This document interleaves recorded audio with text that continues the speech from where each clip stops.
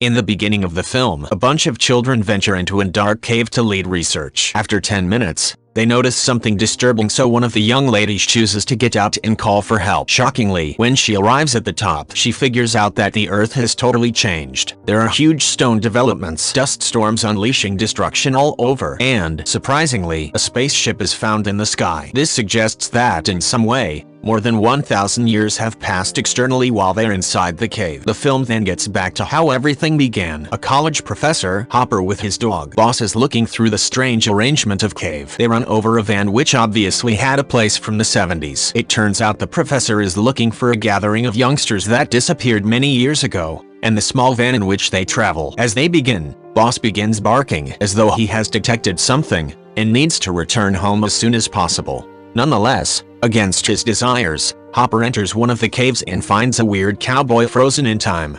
The man has all the earmarks of being from an alternate time, which is obvious from his dress and weapon. Hopper drives back home.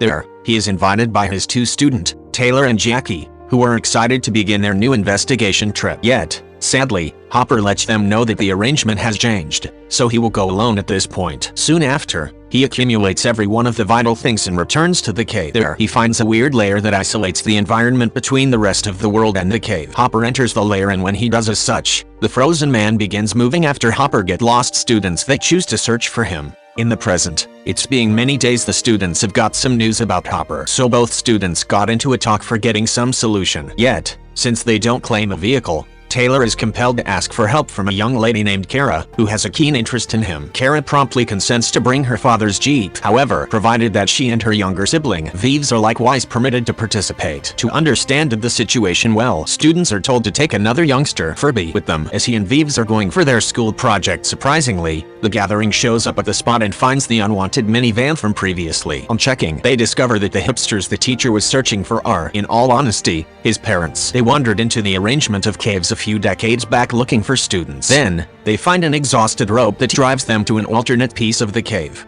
Jackie follows the rope through a slim passage and figures out that it has been cut off. She additionally sees that the cave dives extremely deep, and it is perhaps where the teacher has been lost.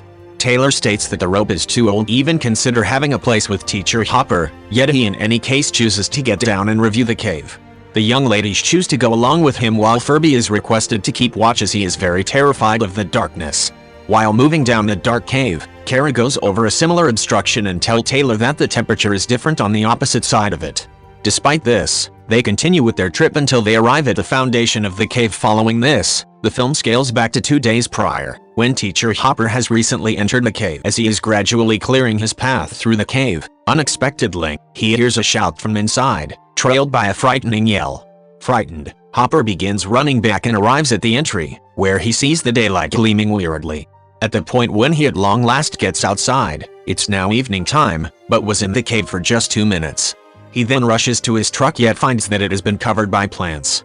In fact, the entire region, which was once a desert, has been covered by thick woods, inferring that many years have passed since Hopper entered the dark cave. Not long after, he runs over Carol's Jeep and Taylor's rucksack, so he chooses to get once more into the cave to search for them. Back in the present, the gathering investigates the cave until they hear the very loud yell that Hopper heard before. Terrified that something is sneaking in cave, they choose to leave their main goal and head home. Jackie goes first, and as she is climbing, the rope is out of nowhere cut off, making her tumble from a fair level. Accordingly, she cracks her leg while Taylor, who was attempting to save her, breaks his arm. Then, Taylor attempts to beware of the other rope, however shockingly, it has been cut off as well. With this, they find that Furby has been playing with them. An irate Taylor takes a stab at calling him from the radio, however, the kid doesn't answer back. At this point, the gathering has begun overreacting and want to get out. A noisy crash is heard behind the scenes. Maybe something tumbled from a higher place. Terrified, Taylor again attempts to make contact through the radio, and this time, a low voice answers, "Help me." Taylor gets some information about the man's character, and it ends up being Furby.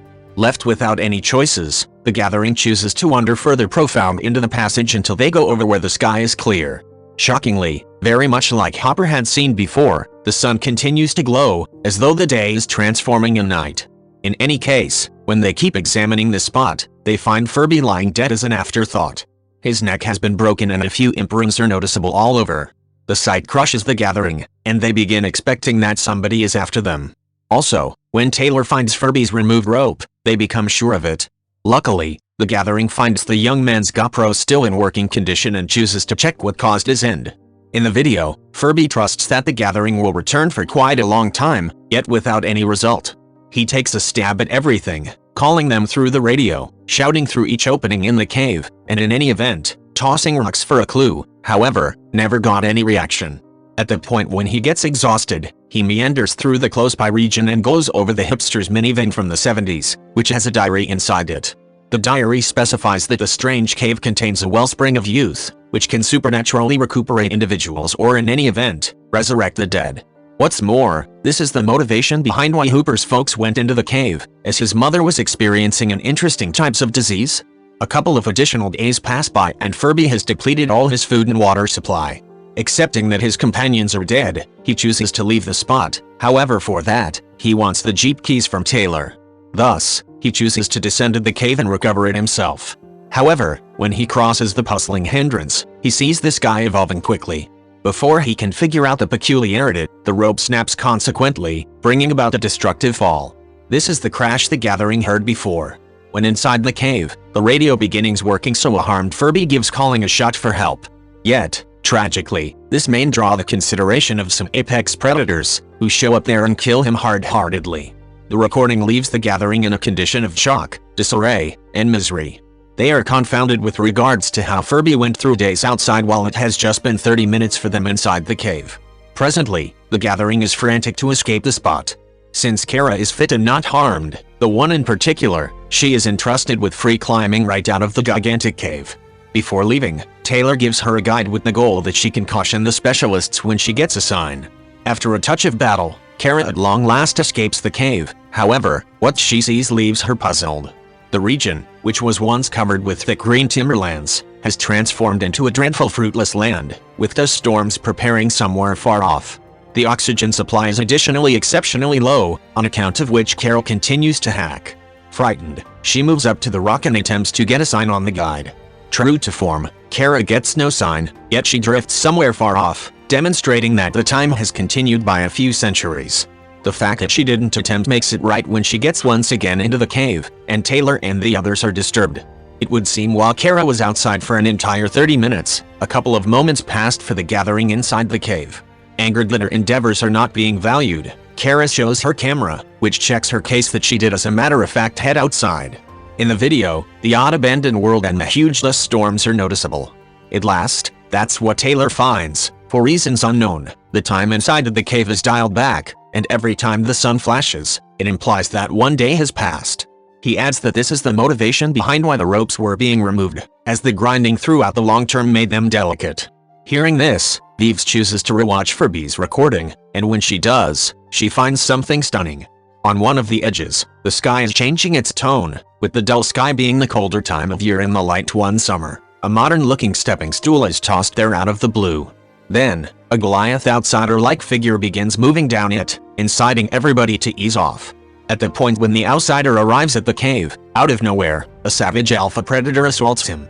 A battle follows between the two, yet the monster outsider effectively curbs and binds the alpha predator with a notification, a weird spaceship-like item, very good quality electronic gadget.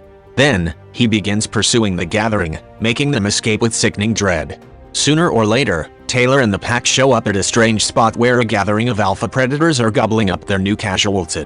It has all the earmarks of being a similar rancher from the very beginning of the film. Tragically, the apex predators notice the people and start pursuing them. To purchase others' time to escape, Taylor makes a definitive penance and battles the monsters alone.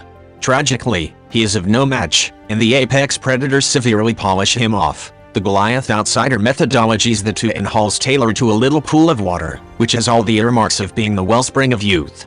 A modern-day miracle he reawakens, and the legend which was constantly giggled at by others ends up being genuine. Be that as it may, before the Gathering can cheer, the apex predators return and begin going after the monster. This time, they dwarf him and even figure out how to take his cap off, which leaves the monster panting for air. Fortunately, before he can be done off, Kara and Taylor assist him and ultimately trap the alpha predators with his hardware. After the quarrel, several attempts to help the monster up to his feet, yet come up short. Maybe the oxygen inside of the world's environment is harmful to him, making his inward organs fall flat. The monster shows a news report about the gatherings vanishing a few centuries prior. He likewise shows them numerous different clasps which demonstrate that the everyday environments on Earth have become dreadful, so the people have left for another planet. A unique spaceship called the Circular Segment is liable for shipping the people, and it is the very object that Carol had seen before. After giving this data, Goliath dies. In the following scene, as Taylor scans the cave for additional signs, he abruptly goes over to Teacher Hopper lying harmed on the floor. Yet, what he sees next shocks him profoundly. Before them are a few different layers of time, which move at significantly more slow rates. In the primary layer, Hopper's folks are frozen, while in the more deep layers, a few ancient men are battling each other to hold on to the wellspring of youth. Taylor attempts to accompany him back to somewhere safe, however, Hopper demands remain there.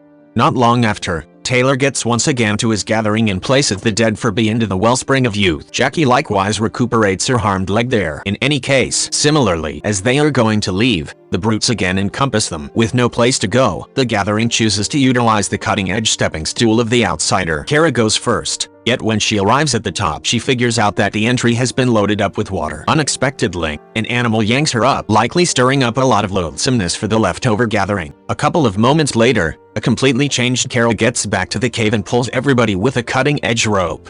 Sometime later, she likewise pulls for B, Teacher Hopper, and his parents. It turns out the animals that pulled Kara before are real people that advanced with the adjustment of time. What's more, notwithstanding Carol being away for only seconds in the cave, she as a matter of fact experienced quite a long while outside. In the last scene, the gathering is brought to the curve, which is on its course to search for another planet to live on.